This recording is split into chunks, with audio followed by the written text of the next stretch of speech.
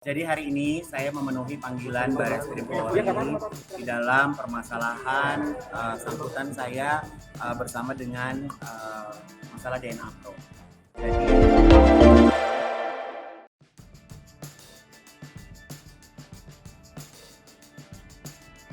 Ivan Gunawan kembalikan keuntungan jadi brand ambassador DNA Pro ke Barreskrim, berapa jumlahnya? Desainer Ivan Gunawan langsung mengembalikan keuntungan yang ia peroleh sebagai brand ambassador robot trading ilegal DNA Pro. Igun, sapaan akrabnya, mengembalikan keuntungan itu saat diperiksa oleh tim penyidik Barreskrim Polri Kamis 14 April 2022, statusnya sebagai saksi.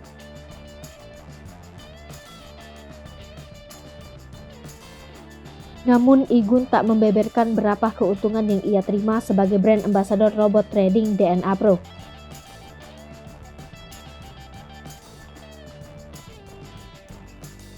Lebih lanjut, ia mengklaim tak akan menerima uang hasil tindak kejahatan.